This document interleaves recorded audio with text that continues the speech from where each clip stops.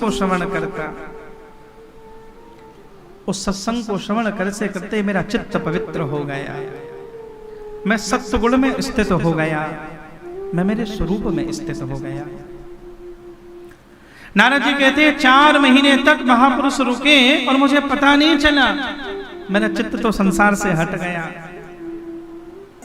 वो बंसी वाला मिल जाएगा,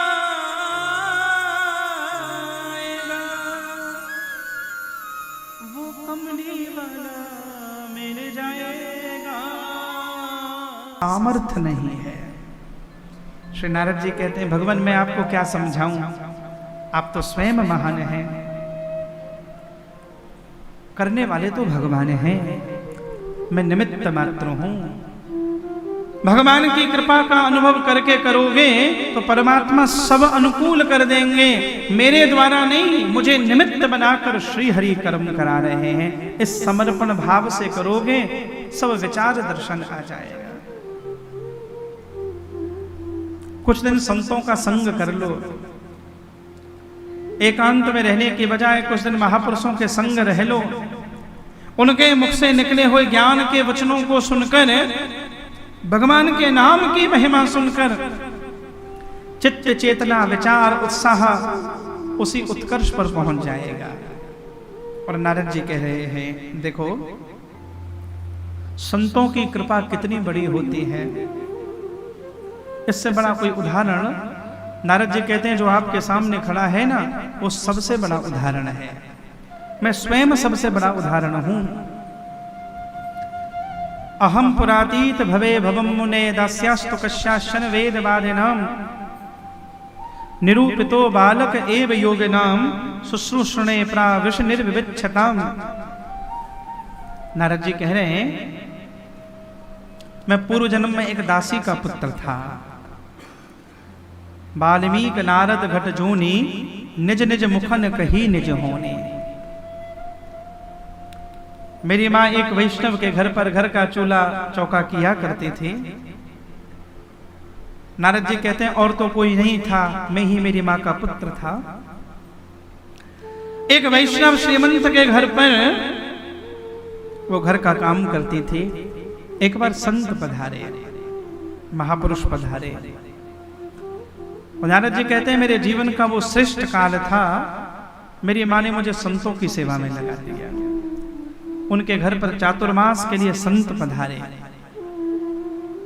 मैं संतों को भोजन कराता, संतों को जल पिलाता, मैं संतों के वस्त्र धोता और संतों के प्रसाद ग्रहण करते करते जो झूठन बच जाती, बोले मैं झूठन को ले लेता, रात्रि को चरण दबाता। और जब महापुरुषों के मुख से भगवान राम की, भगवान श्री कृष्ण की मंगलमयी कथा गाथा गाई जाती, मैं उस सत्संग को श्रवण करता। उस सत्संग को श्रवण करते करते मेरा चित्त पवित्र हो गया, मैं सत्गुण में स्थित हो गया, मैं मेरे स्वरूप में स्थित हो गया। नारद जी कहते हैं 4 महीने तक महापुरुष रुके और मुझे पता नहीं चला, मेरा चित्त तो संसार से हट गया। 4 महीने के बाद जब संत जाने लगे, नारद जी कहते हैं मैं तो संतों का झोला उठाकर उनके संग चल दिया, मुझे नहीं रहना, मुझे कथा की आदत पड़ गई, मुझे सत्संग का व्यसन लग गया। और देखो कथा भी व्यसन बन जाती है। एक संसार का व्यसन ऐसा है जो पतन कराता है, भगवान की कथा संतों के संग रहने का भी व्यसन लग जाता है। हमारे मुंबई में कोई एक वैष्णव थे, हमें एक बार बोलते थे, हम दान के ऊपर एक चर्चा कर रहे थे, तो बोले महाराज जी एक बात हम बोले, दान भी एक व्यसन है, एक नशा है। जैसे किसी किसी व्यक्ति को संसार में किसी वस्तु का नशा लग जाए, जब तक न कर ले चैन नहीं पड़ता, बोले दान का भी एक नशा होता है। आदमी अपने शरीर पर खर्च नहीं कर रहा, उसे खुद नहीं पता कि लास्ट टाइम कुर्ता कब लिया उसने, पर यह जरूर ध्यान है मेरे पैसे से ब्राह्मणों का भोजन हो, संतों का भोजन हो, दान बने, पुण्य बने, सत्कर्म बने, यह भी एक नशा जैसा बन जाता है। नारद जी कहते हैं मैं तो संतों के संग लग गया, संत जब बिछड़ने लगे मैं तो खूब रोया, पर मेरी मैया मुझे पकड़ के रोई। मेरा चित्त संतों में लगा था, मेरी मैया का चित्त मुझ में लगा था। मैं संतों के संग जाने को रोऊं, मेरी मैया मेरे बिछुड़ जाने पर रोए। संतों ने कहा सुनो बेटा, देखो मां घर में है, मां कष्ट पाए। जिस मां ने तुम्हें जन्म दिया, जिस मां ने तुम्हें जीवन दिया, जिस मां ने तुम्हें पाल पोस के बड़ा किया, अपने कर्तव्य कर्म की उपेक्षा अवहेलना करके तुम जाओगे, उचित नहीं है। मां की सेवा करो। और जब मां की सेवा करोगे, मां की सेवा करते करते जब इस सेवा के ऋण से उऋण हो जाए, मातृ ऋण है हमारे ऊपर, पितृ ऋण है, ऋषि ऋण है, देव ऋण है, भगवान सूर्य का ऋण है, भगवान चंद्र का ऋण है, सबके ऋण हमारे ऊपर हैं। हमारे ऊपर अन्न का भी ऋण है।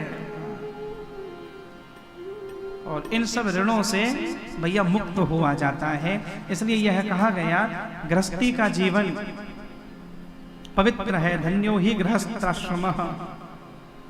गृहस्थ रूप में ही, गृहस्थ जन्म में ही इन ऋणों से हम मुक्त हो पाते हैं। जब हम यहाँ अर्पण तर्पण समर्पण कर रहे हैं, तब अपनी पितृ परंपरा का स्मरण कर रहे हैं। भैया बहुत ऋणों से ऋण हो जाते हैं। इस मानव शरीर का भी एक ऋण है। वो कौन सा है? बोले ठाकुर जी ने हमें जन्म दिया, वह ऋण भगवान के भजन से ही मुक्त होता है। इसलिए ठाकुर जी को माता बनाइए, पिता बनाइए, बंधु बनाइए, सखा बनाइए। हमारे हैं श्री भगवन, हमें किस बात की चिंता